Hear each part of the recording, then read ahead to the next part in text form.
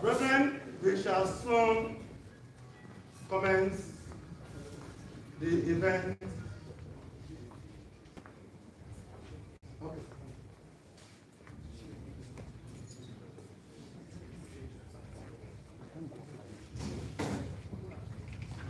We are now about to start with the program of this afternoon.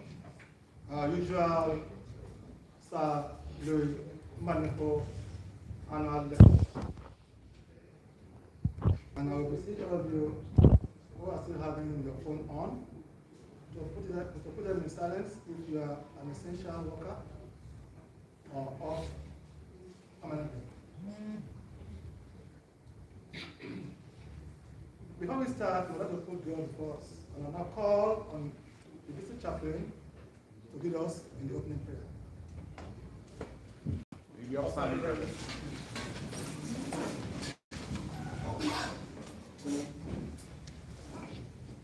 O great architect of the universe, grant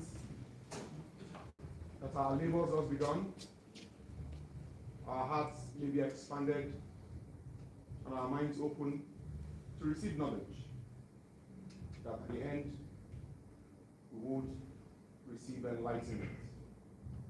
So much it be. So much it be.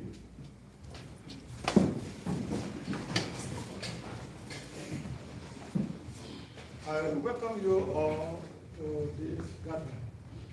My Honorable Master, my Honorable my past Master, very worshipful grand officers, and all other district master and district officers of this circumstance present. I welcome you all. I'm going on. Sir, MBANEFO annual lecture was introduced in the reign of our right personal brother, RWbro Mrs. Tiger, and to stay,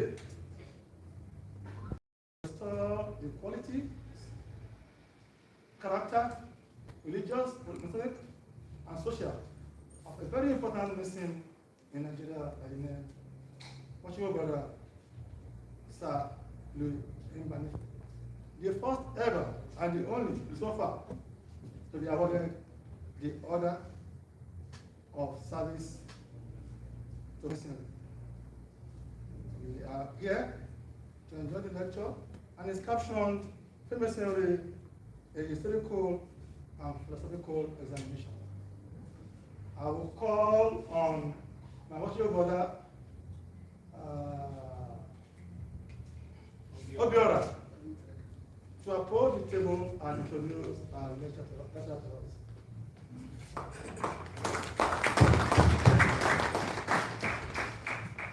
you.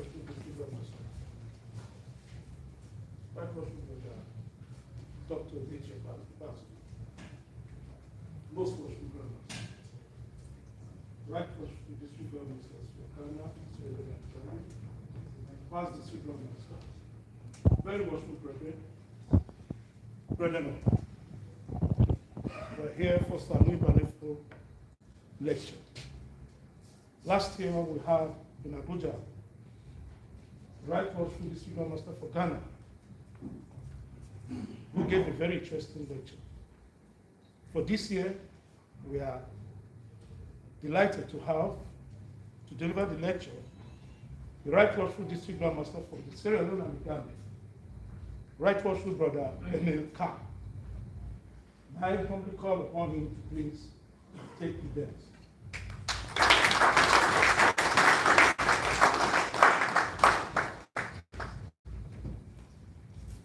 Thank you very much, brother. Right was to DC Grandmaster Nigeria. This was to Grandmaster of Grand Lodge of Nigeria. Right was to DC Grandmaster of Ghana. Immediate past DC Grandmaster brother Ologun Moses Tiger. Very much to Assistant DC Grandmaster Guard officers. May the Lord gives me the greatest pleasure to do this lecture, and I am humbled that the Right Worshipful District Grand Master gave me 1 year's notice, and I'll try and do justice, and I hope you'll enjoy it. Since I host the Right Worshipful Brother Dr. Onechi Pezu, Senior Advocate of Nigeria and District Grand Master of the Federal Republic of Nigeria, initiated this public lecture, I think this is the third. Well, I understand it was initiated by Ologun Moses Tiger, and this is the third. Right? Fourth. Last year, my brother, the Right Worshipful Brother Isaac Ologu Olaku Hood. Sorry, Isaac Olaku Hood, District Guard Master of the Republic of Ghana, delivered a second. And this topic was the vexed perception of the public organization and public condemnation of Freemasonry, and their justifications, and what are the realities.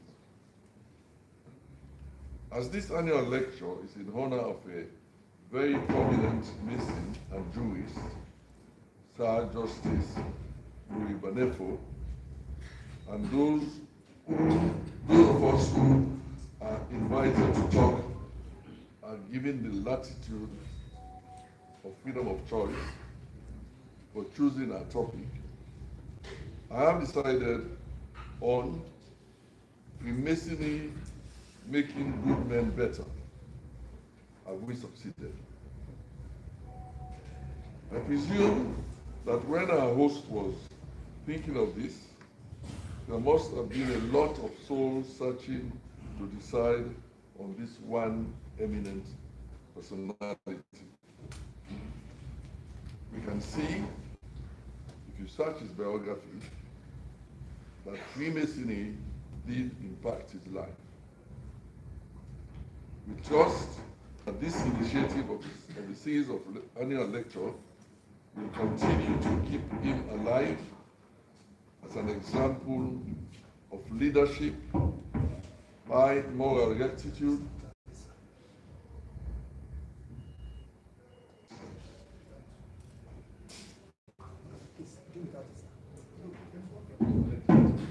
in assessing whether Freemasonry has succeeded in making good men better.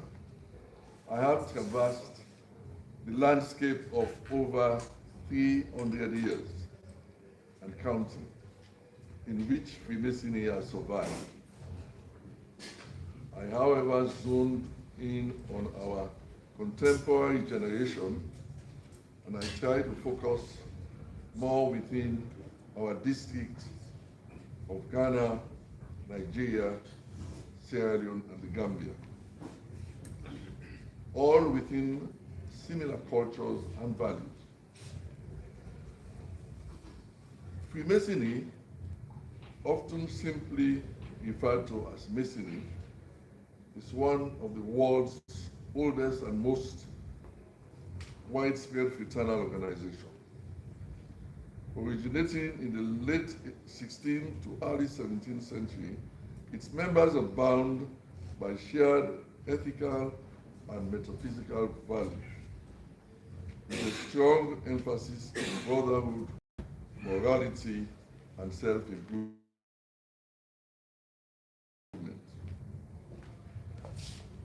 Now, I would like us to examine the words of the Master's song. So I arranged that this Master's song could be sung very briefly so that we all hear it once again.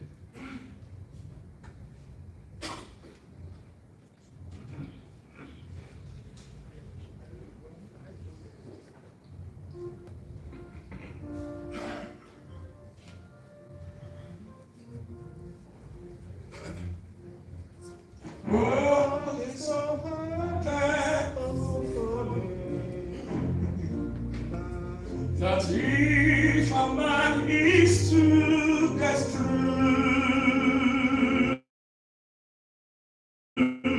he need have the courage of Nelson and plenty of Job's patience too. A man who is kind to another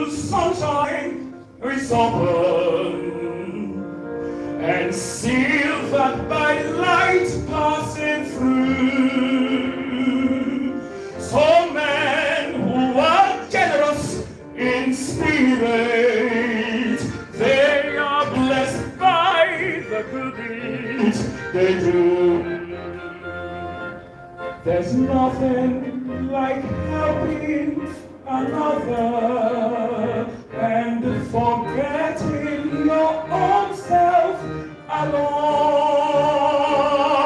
Who does this is truly a brother.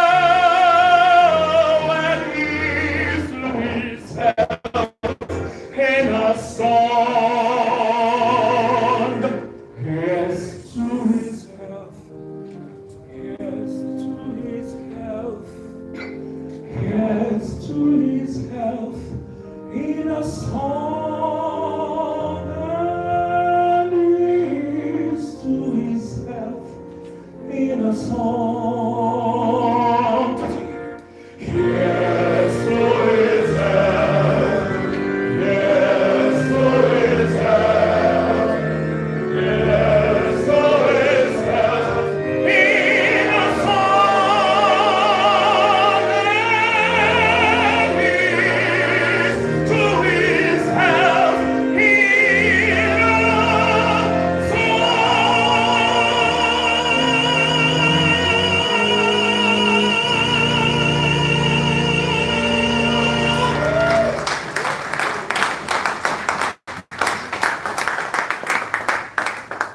Thank you very much, sir. This song, as many know, is done when a master missing becomes worshipful master. It's also sung during ladies' festival. As worshipful master, you all know that is the highest honor.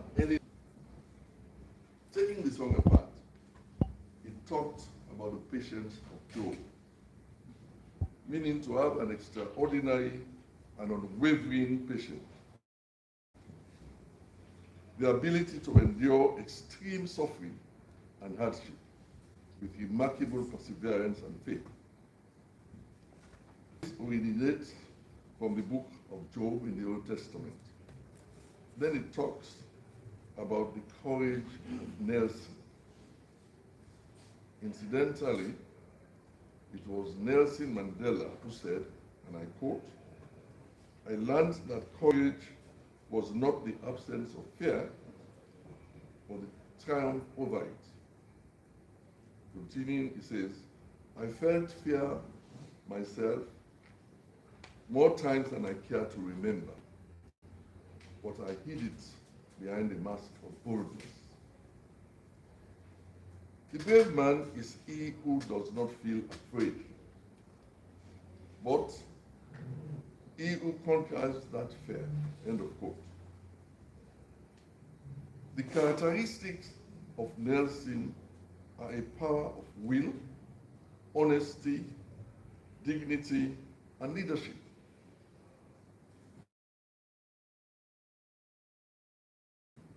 Mandela's indomitable spirit helped him to survive 27 years of jail. He never compromised his values, was also full of forgiveness when he was released. The real Nelson was a legendary British warlord during the Napoleonic Wars. Horatio, his name was Horatio Nelson. He was first Viscount and a Duke of Bronte, born on the 29th of September 1758, and he died on the 21st of October 1805. He was widely regarded as one of the greatest naval commanders in British Army, and was regarded as a wonderful man. And that's why this song talks about the courage of Nelson. The master is said to be one who is kind to another, who is generous in spirit, is willing to help one another even while forgetting one's own self. Although we say not to the detriment of ourselves or connection, which is a good thing. He is said to have the patience of Job and the courage of Nelson. It seems that by the time the mason is made a master, he has gone through some refining to achieve all those attributes. Seems he's well on the way to becoming making a good man better. Let me digress a little bit. I was initiated at the prompting of my father in England. Even though my father was a Swiss mason, and at the time, he was the deputy district grand master under the district of Sierra Leone and the Gambia Scottish Constitution. He promised me that he will come to the meeting when I was initiated. Unfortunately, he was an accountant like myself. He chose to put work before coming to see me initiated. So 2 or 3 days before, I said, "Are you coming?" He said, "No." So I said, "What do you have to tell me?" He said, "Go and listen attentively." I did. At the end of the ceremony, I was so excited that I said to the worshipful master at the time, after he had said to me, "You are a very good candidate." So I proudly said, "I am a Louis. Let me buy you all a drink." He calmly placed his arm around my shoulder and said, "Emile, we will buy you. You have plenty of time for that." I am still buying. The seeds of humility, service, and charity were sown. Let me say here that my foremost mentor is my grandmother, my paternal grandmother, and I am eternally grateful to her. She instilled in us the Nolan's principle: selflessness, integrity, objectivity, openness, honesty, and humility. My Masonic mentor is my father. He himself is called Emile, but he's Emile Vida. I am Emile Moses Charles.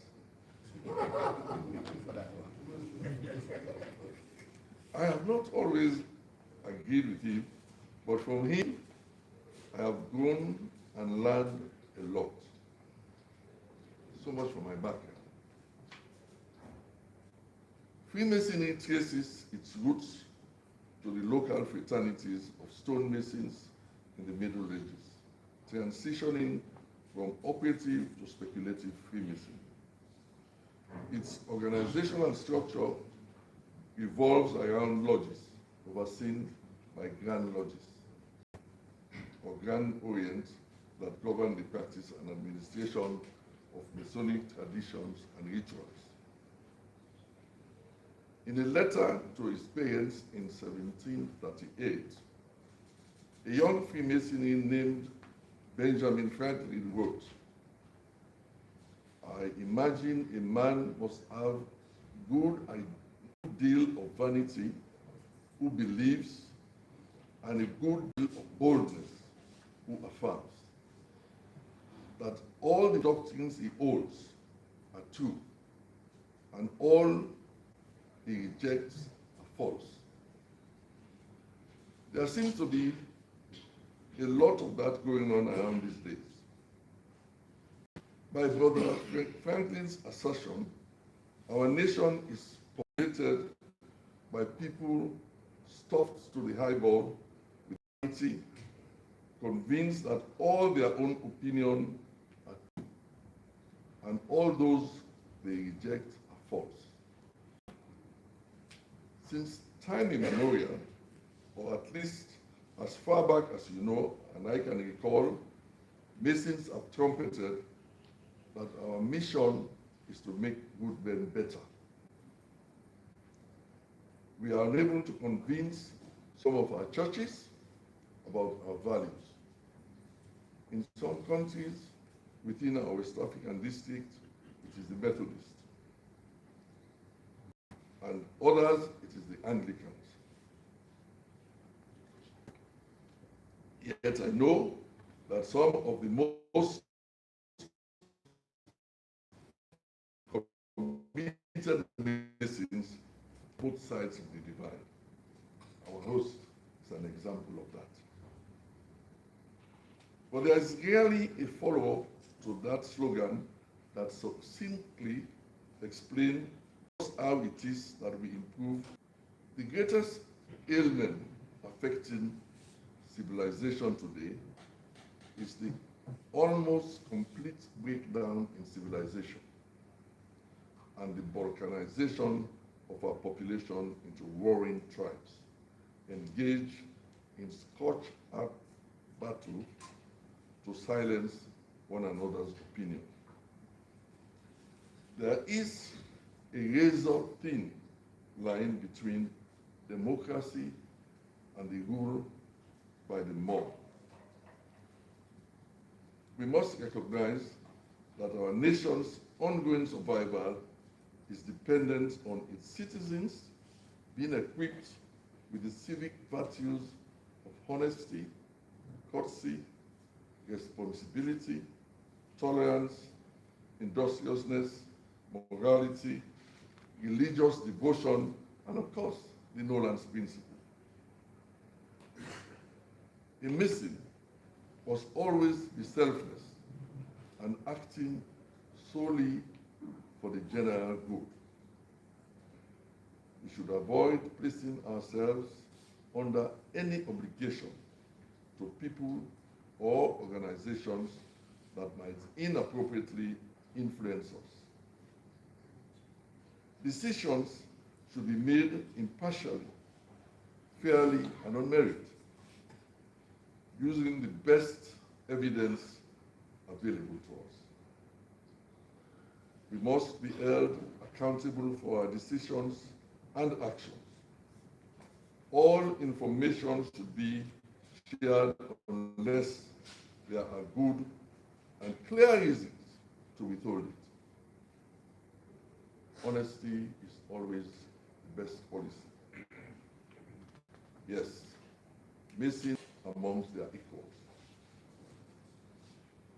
Freemasonry was deliberately encouraged to expand southward across America and Europe to teach this rough, disparate, illiterate public how to get along with one another and how to disagree without being disagreeable, and to unite for the common good, among whom no contention should ever exist, but that noble contention, or rather emulation, of who best can work and best agree.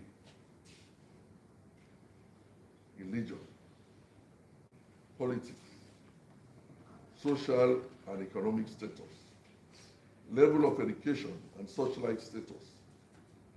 None of these were supposed to matter in the sanctuary of a lodge or between brethren in daily life. And those frontier Masons learned to sit side by side with men diametrically opposed to their own opinions. The Masonic Lodge became a classroom where its members learned how to operate a republic. Lodges forbade the discussion of both religion and politics in their meetings, the two subjects most likely to erupt into a fight.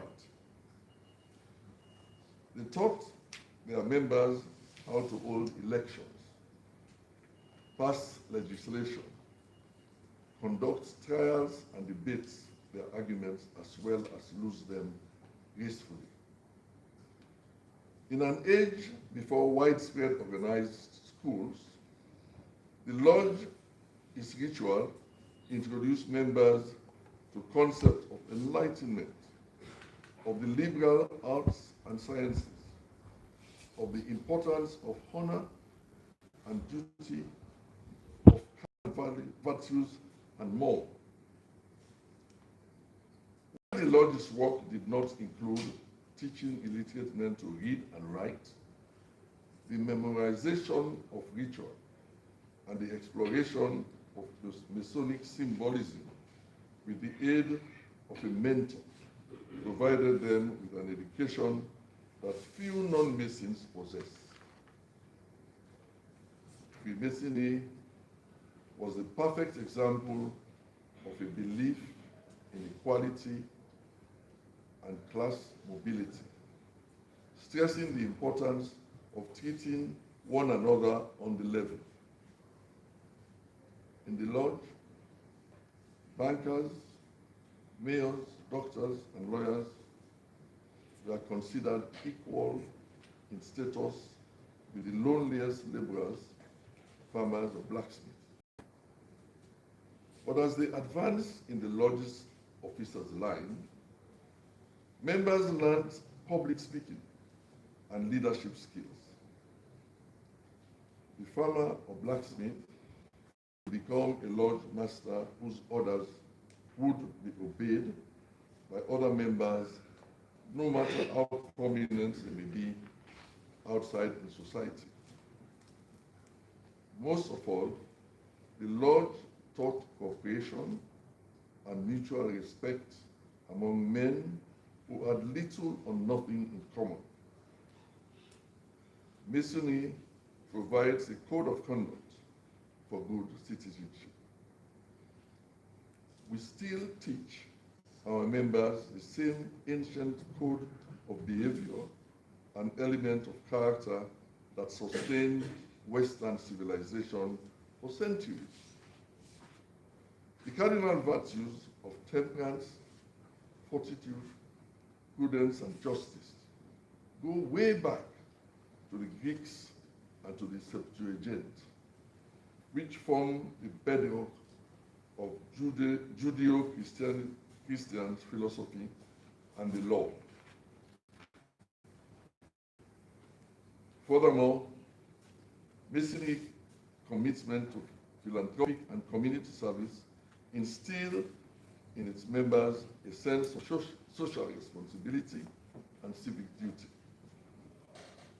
By participating in the charitable endeavors and volunteering their time and resources, Masons develop a deeper understanding of the needs of others and cultivate a spirit of generosity and compassion. This, in turn, enables them to make a positive impact in their communities, contributing to the greater good and leaving a legacy. Freemasonry started out as a fraternity of gentlemen with the aim of educating and improving a growing class of rough and rugged men, making those good men by example and education. We have that very same mission today, and society needs us just as much as it did in London in 1717, in West Kentucky in 1800, in California in 1849, and Western Europe in 1945. This is not just the mission of a Grand Lodge or even a single Masonic club.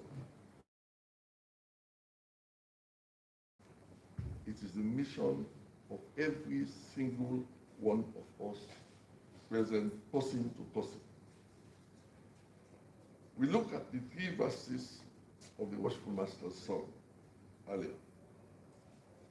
That song tells you that the world is challenging. However, if you can overcome those challenges and get on with mankind, that certainly makes you a better person. The Mason promises obligation after obligation to obey the civil magistrate, to look out for a brother in need, to maintain integrity, friendship, respect, and service. Building on this and our core tenets of brotherly love, belief, and truth, I believe that indeed all Masons are firmly on the path to the common goal of making good men better. if only they allow themselves to be taken through the figurative refining fire of the journey which, by the way, is meant to be enjoyed. At its core, Masonry emphasizes the importance of moral character, symbolic lessons, and allegorical teachings. Masonry provides a framework for men to reflect on their values and behavior, striving to become more upright and noble individuals. By embracing these principles, positively impacting those around them, Masonry's focus on brotherly love and fellowship also plays a significant role in making good men better. The bonds formed within the Lodge create a supportive environment where men can share experiences, offer guidance, and learn from one another. This sense of camaraderie and belonging helps Masons develop essential life skills such as communication, empathy, and conflict resolution, allowing them to build stronger relationships and become more effective community members. All these principles of Freemasonry are centered on three main tenets: brotherly love, belief, and truth. Members are encouraged to practice tolerance, charity, and strive for personal and moral excellence. Masonic symbols such as the square and compasses are used to impart moral lessons and encourage self-reflection. Masonry, with its rich history and philosophical underpinnings, has long been revered for its ability to shape individuals into better versions of themselves. The fraternity's teaching and practices are designed to foster personal growth, self-improvement, and community service, ultimately making good men better. To be a good Mason, you must be a good citizen, a good husband, a good father, and a good friend. Throughout history, Freemasonry has attracted many influential figures, including George Washington, born in 1732, Wolfgang Amadeus Mozart, 1756, Winston Churchill, 1874, and very recently, I understand, President Biden himself. And in Africa, even boasts that one of its own, John Kufuor, makes the list of influential Masons. Its teachings have impacted political, scientific, and cultural movements, fostering a spirit of enlightenment and progressive thought. Personal testimonies and achievements. Many Masons report that Freemasonry has profoundly influenced their lives, providing a framework for ethical behavior and personal fulfillment. The sense of fraternity and mutual support within the Lodge often leads to lifelong friendship and a deeper commitment to societal welfare. The bonds, I am sure, are evident right here in this August gathering, where lifelong bonds have been formed across race, tribes, and nations. Despite its noble aspirations, Freemasonry to the world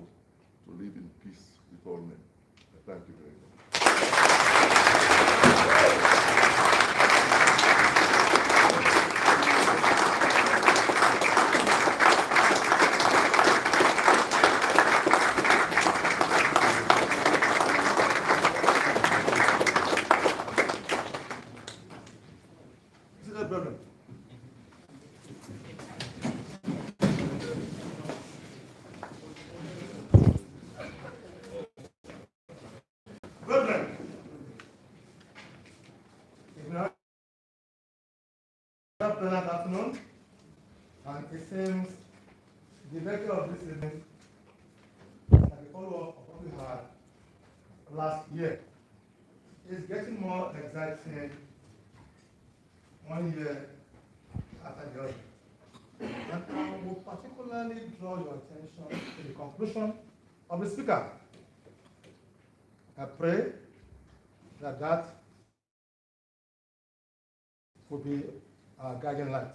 We will now call for questions, and he has volunteered to answer one question, followed by his answer, and then we'll move on in that step. So I'll be calling on for questions. If anybody has any question or addition.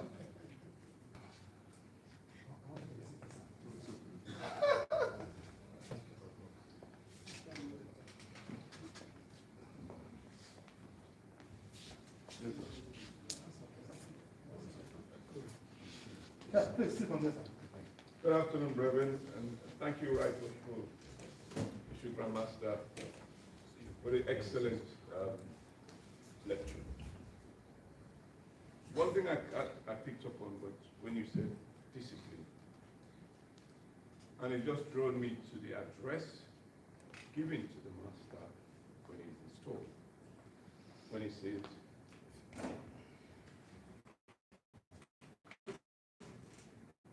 charge them to practice outside the law those excellent principles that are taught within, so that I'm virtuous, amiable, good conduct, prove to the world the happy and beneficial effect of our action.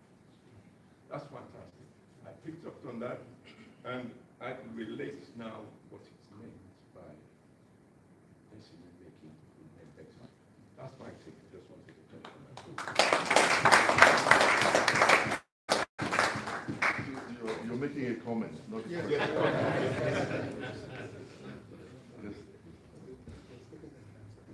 Mine is to appreciate you for the excellent lecture on the delivery, and to request how can we get the e-copies on this. How can we get it? Very well. Thank you very much. Thank you.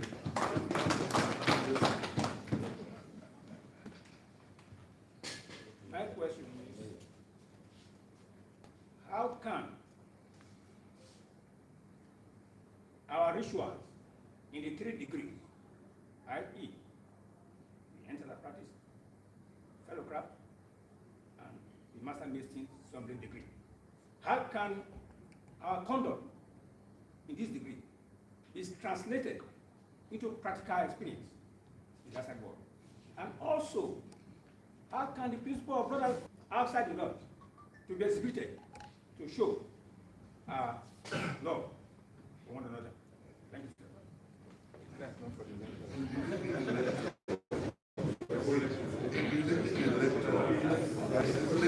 Hello, friends. Well within his right, so I believe I explained all of that. Now, as you said, in the first 3 degrees, I mentioned that we take obligation after obligation. And if we do to make good men better, we should follow those. Now, I tell you a story.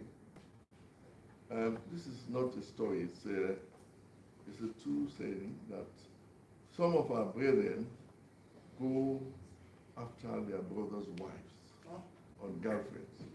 Now, this is unfortunate because the charges and the obligation tell us that we should not go after a mother, your sister, and his child. It's a basic principle of discipline. And I've also said that in many times of the Lord, however educated you are, if you are lacking in discipline, you will go nowhere. That's what I can say. When you get a lecture, read it again, or read your ritual again and again. Not just go and listen to it in the temple when they do it, but read it again. It has a lot of moral lessons for us inside and outside the Lord. And in practicing these issues, it is when people are not watching. But I can also assure you that every time you move within a logic circle or outside the lodge circle, people are watching. You will not know, but they are watching until something happens, then they will tell you. I hope that answers your question.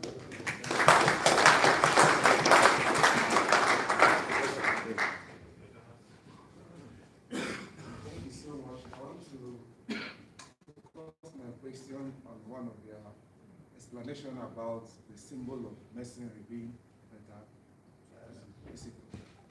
In that sense, in one of the charges in the second degree, you say you are permitted to extend your researches to the hidden mysteries of nature and science. So fundamentally, many brethren, after being made brothers, they will see symbols and ask questions that I have moved around. Unfortunately, people that are in the position will tell you that we are here because we are here. That's the reason why we are here. Deeping down about the principles of natural science and the esoteric part of it is necessary for our benefit and physical outreach. As it said, you said that we are expected to extend our researches.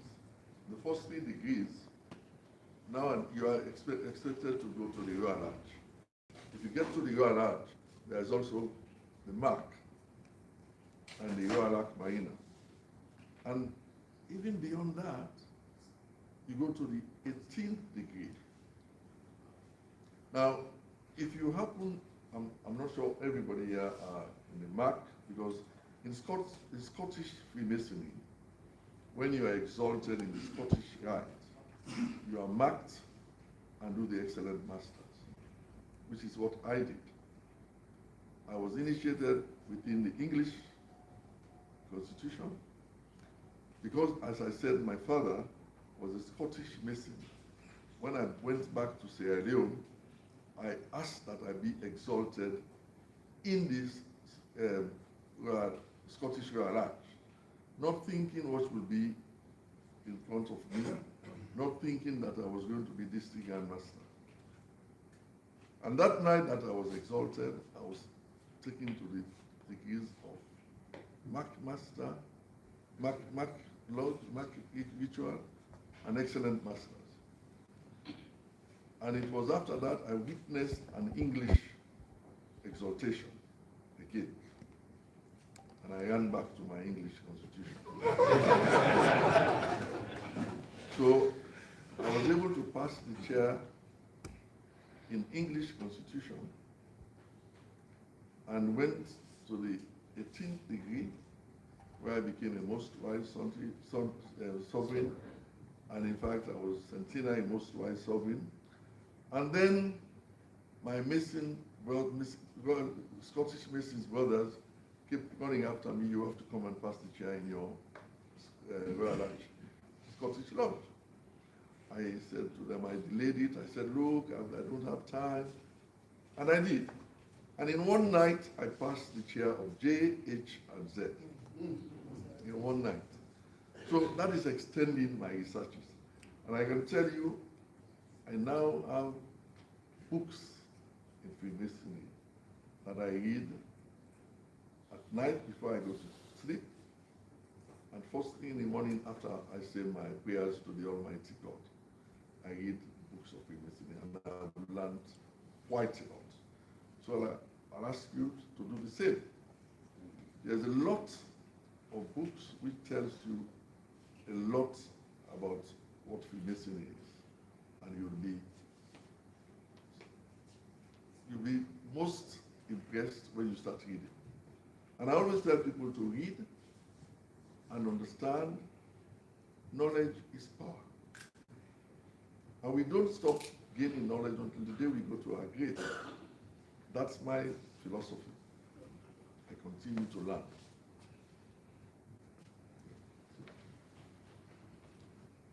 I hope that's answered. Yes. Did I hear people from the back? Just a minute. Yes, sir. Thank you, Reverend, for that lecture. I think it was quite enlightening. Mine is not a question, but a comment on some of the things that you mentioned in the lecture. We all entered the lodge, and I remember there was one guy who we initiated, and he said, "Why don't you make me a master at the next meeting?"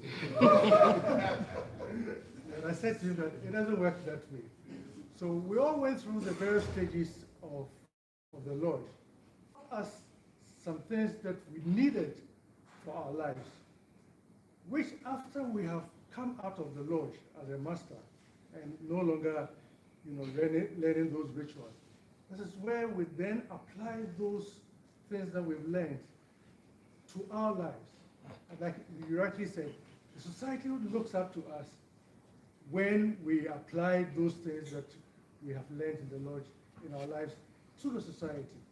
And I say for myself that I am a better Christian because I am a Mason. I'm able to live my Masonic principles and ideals better, and the society sees me as somebody who is philanthropic. No, I'm living my Masonic life. So when people say, "Oh, he's a Mason," oh no, don't worry, he's giving us what we need. And lastly, let me say that when we come into the lodge, it's like the rough ashlar. Very rough, and then the lodge molds us quietly and discreetly, and we learn our lines and behave very well. We enter the position of the master, and then we become the perfect ashlar, where we tend now to look for perfection, but perfection only belongs to God. Thank you. I did say, just a minute, I did say that when I was going to become a Mason, it was my father who prompted it. It was about his business. There have been times when I was going to school, I would take his ritual and try to read it. And in trying to read it, I could not understand it. So when I got into the meeting, before I was outside with the Tyler, and the Tyler asked me, I see you have a very nice watch. Can you take it out and let me see? So I took it out, he looked at it and he put it down. And then he says to me, I see you have a good chain there. Take it out, let me see. And he puts it down. And then he said, you have coins in your pocket, you have money in your pocket. Then I started looking at him in a very queer. And he said to me, you can leave this year and come back next year, you will meet all of it. So that's what. Yes, sir. Right. First, I want to thank us here. There's no doubt in practicing the principles of Freemasonry will certainly make a good man a better man. And in the course of your lecture, there is a question that was asked repeatedly: have we succeeded? I want to ask you, have we succeeded? If we have not, what can we do to succeed? Thank you, sir. When I was told last year that I was going to do this lecture, I was in my 6th year as physical master. Now, let me step one backwards. I also said my paternal grandmother was the one person who molded my life. Because, my brethren in Freetown say I don't know that I cannot talk without talking about my grandmother. My mother died when I was 2. She had my sister who was born on my birthday. So I always say maybe that's special for me. But my grandmother started teaching us at home before we started school, reading the Bible every morning.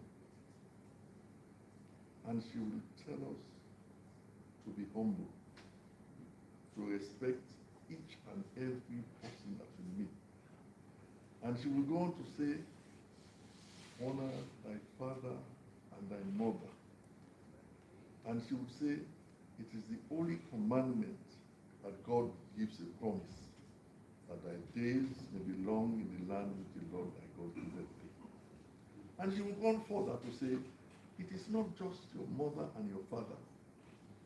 Everybody you meet, you should show them respect and humility until they prove otherwise. So that if we do that, if we all do that, remember we talked about brotherly love, relief, and truth. There has been many times when some brothers will come to you, please help me to pay my dues. I will look at them if they are worthy to be paid for, depending on how they conduct themselves in the lodge and outside the lodge. I tell people, and my brother in Sierra Leone knows, that I can discern somebody's character within half an hour of meeting that person. So I know whether I can get on with that person or not. So it is, for me, a whole demeanor about, ask the question, whether we have succeeded. To choose this topic was very soul-searching for me. The first topic that I thought of was charity. And I thought, no, that's not true. As district grand master for the last 7 years, we haven't succeeded yet. And I think we should make more effort as missions. Because whatever we do, people would look at us and they would say, these are missions. In the days when I was going to school and my father was a mission, they were respected because they carried themselves with dignity and responsibility inside and outside of the Lord. Maybe they were more responsible people. I don't know. There are lots of talk about it. So that's, but we need to do a lot more. Mentoring. After you pass the chair, some people relax. And I tell my brethren in Sierra Leone, if you don't go to committee meetings and mentor the young Masons, you're not getting preferments from me. I hope that's food for thought for us.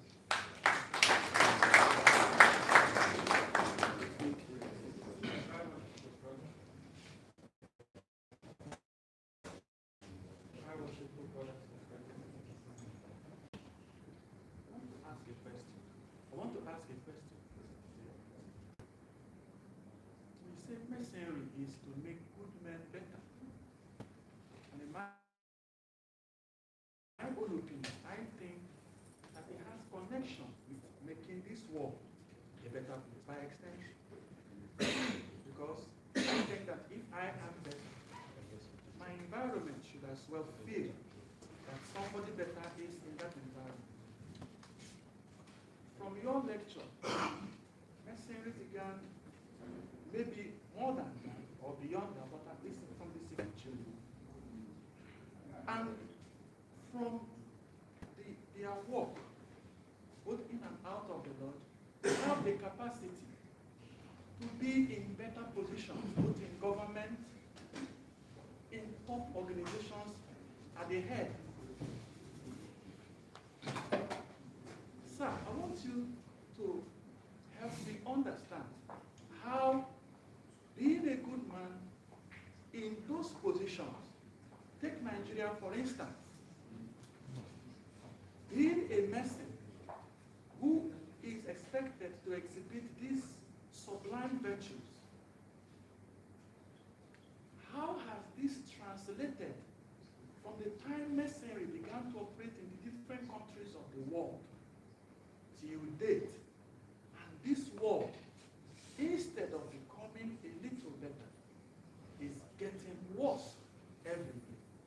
Thank you.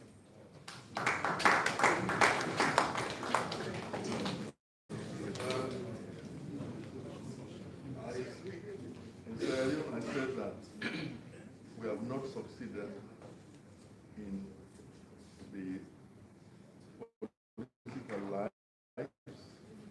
some of us refuse to get it. And mainly because some of our people, including myself, says, I don't want to be contaminated. So we leave it to the mediocres.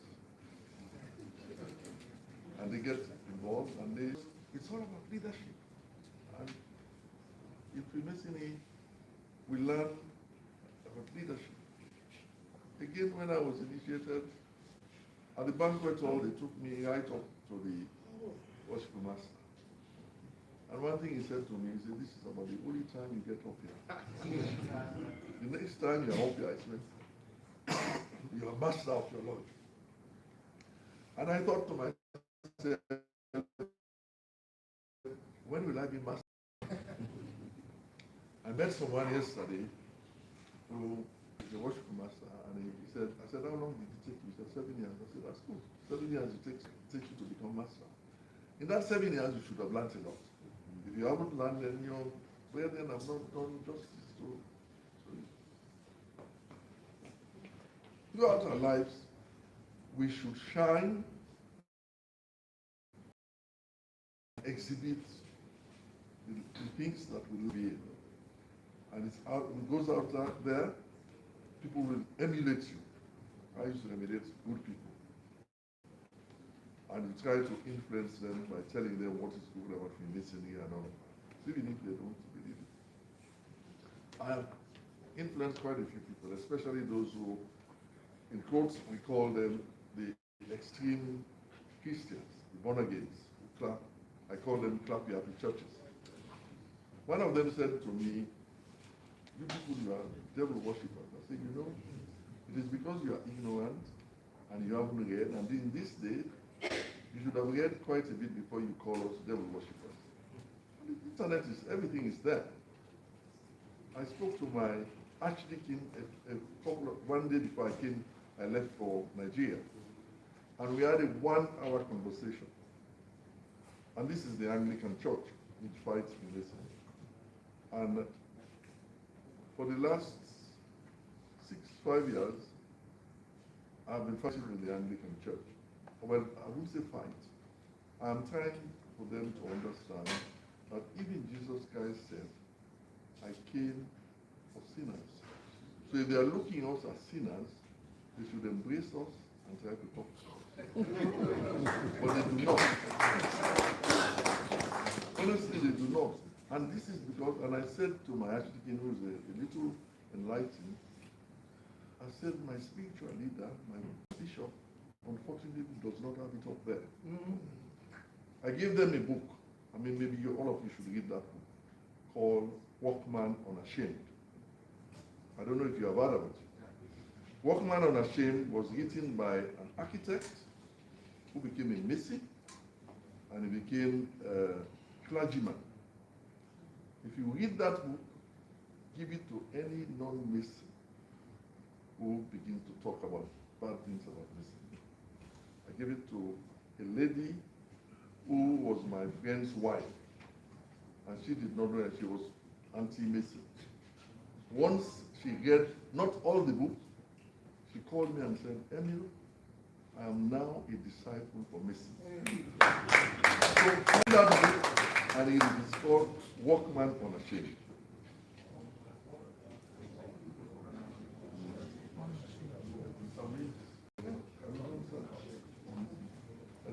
Any more questions? I would like to thank you for this.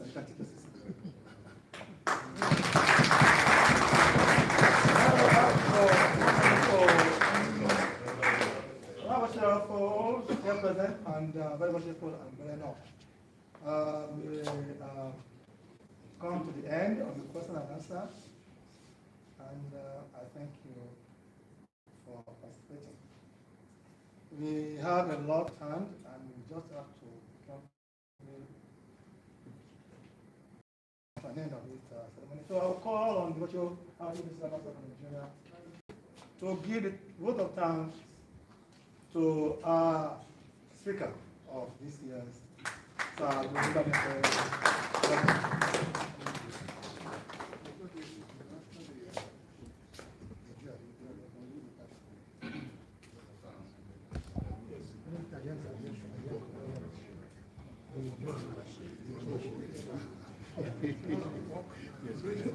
Most worshipful brother, right worshipful brethren, very worshipful brethren, Grand Lodge officers, officers of the district Grand Lodge, brethren and all.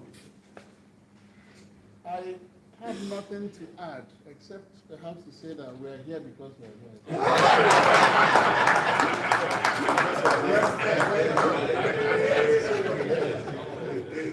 When I was led to make the request, maybe a little history of the MBANEFO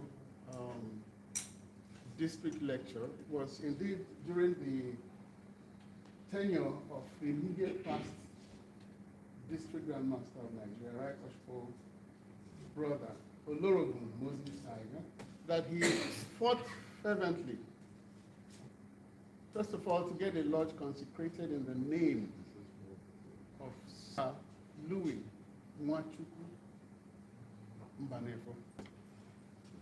Was a consummate Mason, indeed. He was the first lawyer east of the Niger. He was the first judge east of the Niger. He was the first Supreme Court judge east of the Niger.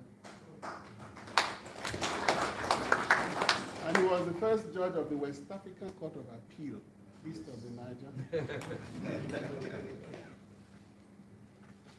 Well, in all modesty, I'll simply say that we happen to come from the same town on the town. Sit down. We had a few lectures, but I told them, no, that was not the intention of the Right Worshipful the District Grand Master, because I was there as the charter master for the lodge when he constituted the lecture, and he called it a district lecture. Indeed. So we have no reason every year we assemble in one to properly see as a district lecture that is meant to be. And you can now see, Right Worshipful brother Olorogun Moses Aiga, this is their dream has fully metamorphosed.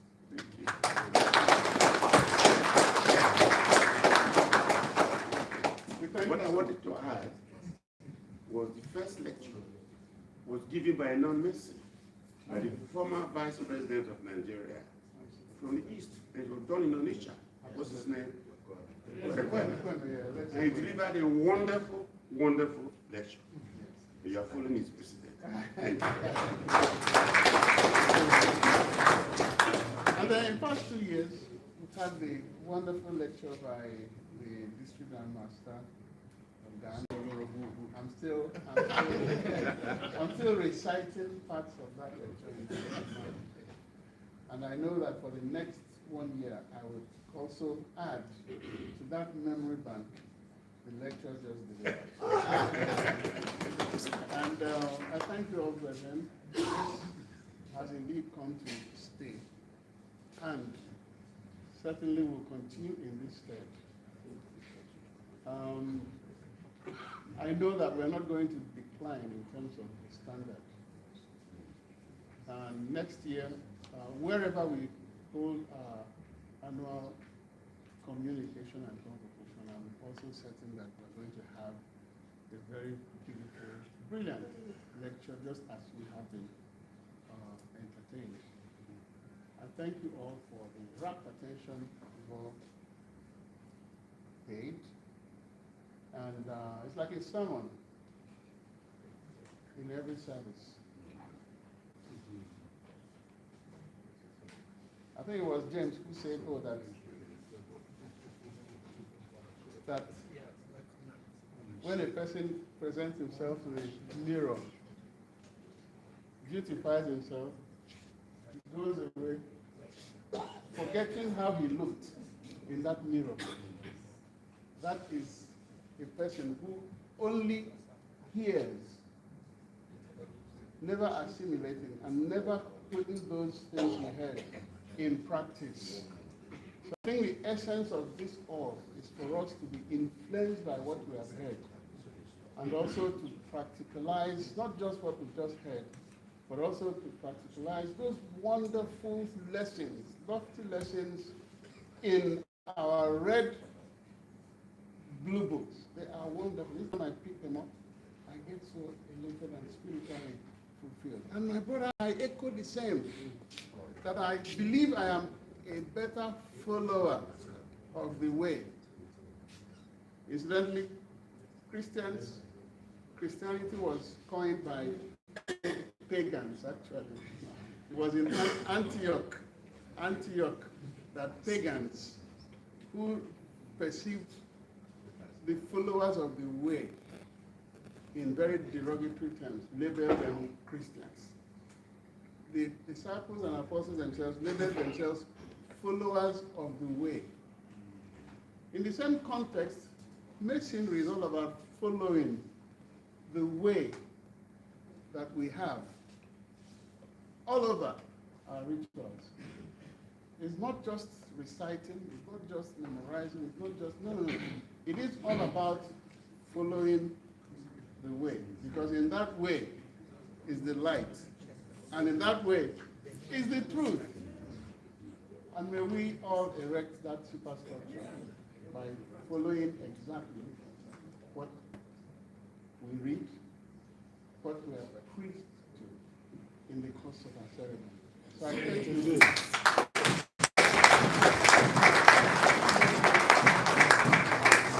very fervently. And may I invite you, if you look at this, it is this wonderful artifact, artwork, that when some people came to Benin, the city of Benin, they raided all these wonderful things. And thanks to the current Oba of Benin Kingdom, who happens to be a Mason. In fact, he was the assistant district grandmaster just after us. And his first mission was to ensure that all those things that were taken to the British Museum were returned. And he has accomplished that in 3 stages. But my friend who has headed the investigation, Charles, who went to those songs, I told him that I know that there are still some hidden somewhere. So let him rest. Let's go back again. So it is in likeness. May I invite the right of the children master of ceremony? In likeness of the symbol from the ancient kingdom of Benin. Queen, yes, Queen William. In fact, when the Portuguese first came to Benin, from their account, they said that they saw very wide streets with street lights. It's on record. So this came from wonderful civilization. And it says here, presented to Right Worshipful Brother Emile Moses Charles CARR. For the interest of Chief Ajekuhele, I added Moses.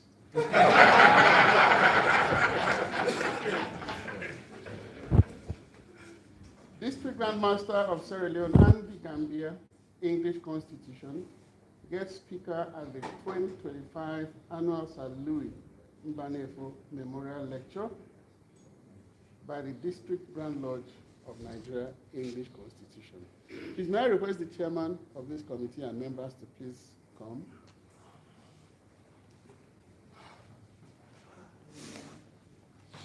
I thank you so much for this. Excellent. The district is complete now. On their behalf and on the behalf of the entire district of Nigeria, we present this.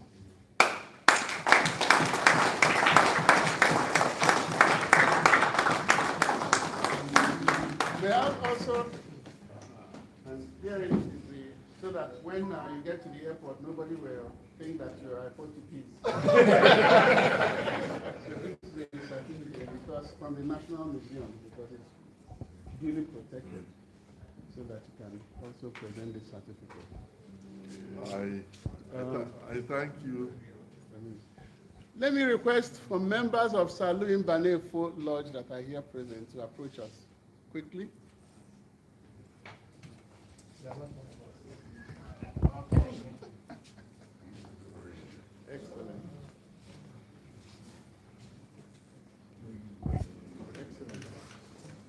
Now, we are also privileged to have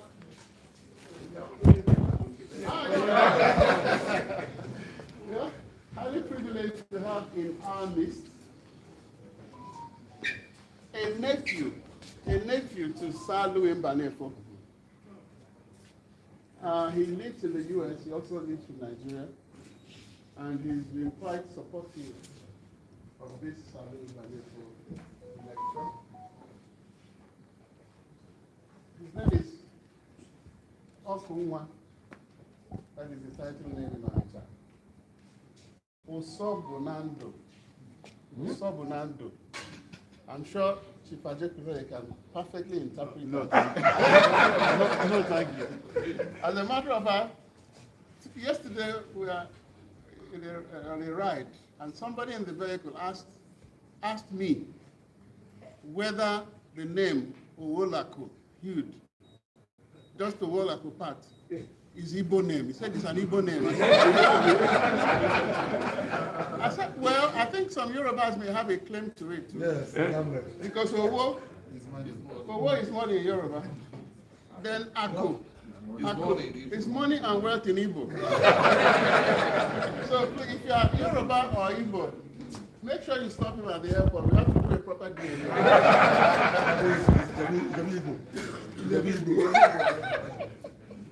And this here is a medallion.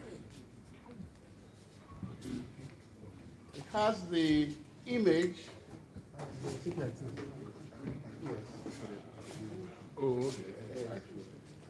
It has the image of Sir MBANEFO. And both of us will now put on this medallion on our brother.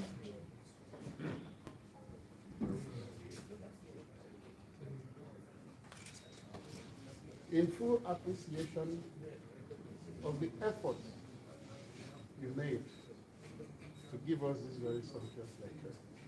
Congratulations.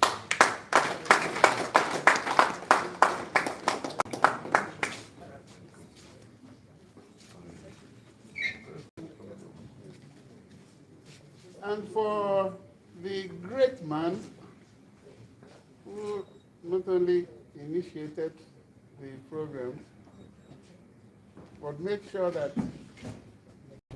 I never relented. Never relented in my Masonic activities, even when we were growing up as Masons. Olorogu. Thank you, man. Right, worshipful Olorogu, true brother, Lord Moses Tiger. This is your medallion.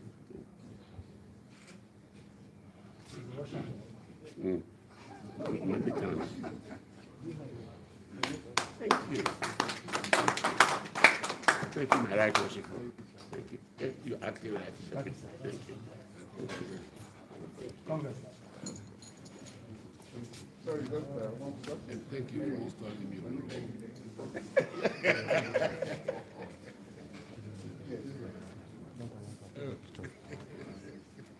And in appreciation of the presence of the most worshipful brother, the Grand Master, no, just sit there, the Grand Master of Nigeria, we have this medal from Sir MBANEFO, and it is my pleasure to make this presentation to you. Thank you. Thank you.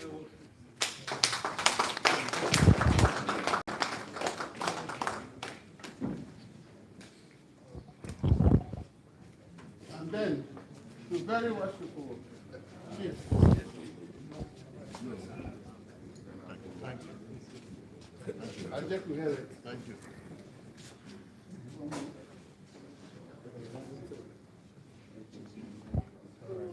Tomorrow we'll do a further presentation, but I also deliver to Safekeeping. for your safety. Thank you so much, brother.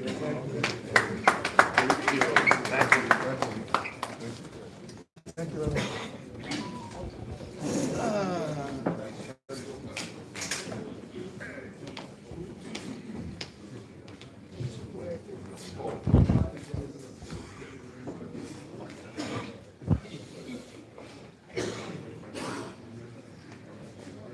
My Grandma Master from Nigeria. Most worshipful Grandmaster. Other worshipful, very worshipful Grand Officers, and very not. All good things come to an end. We have come to the end of our Sir Louis MBANEFO lecture, annual lecture. We thank you for coming, and we hope to see you soon. I will call now on the Instagram chaplain to give us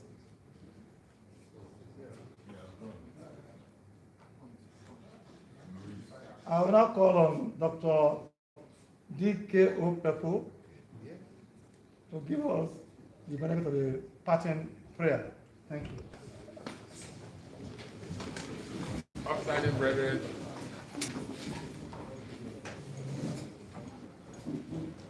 may the blessings of the great actor of the universe rest upon us all. Having attended this MBANEFO lecture, and as we depart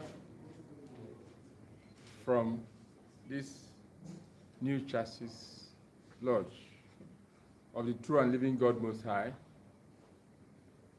to the east, west, north, and south, His presence is always with us, and His all-seeing eye observes us in brotherly love, relief, and truth. So thank you. Go home in peace of the Lord and sin no more. Till the eminent missings depart. Please be seated. Seated for a short while.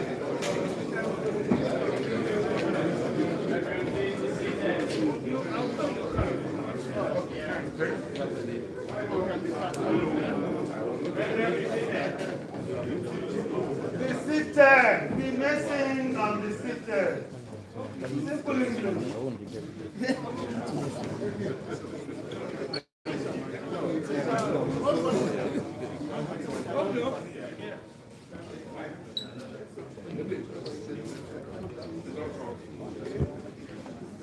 Yeah, shall we do a photograph?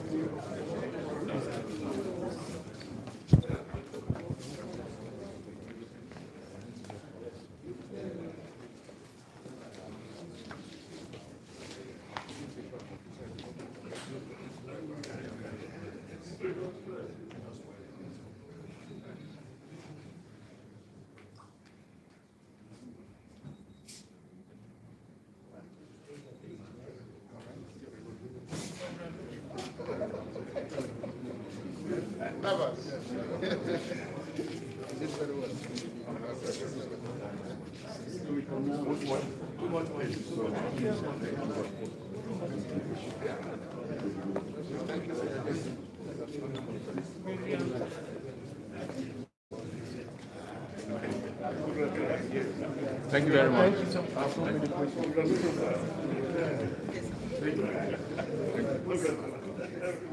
I take it.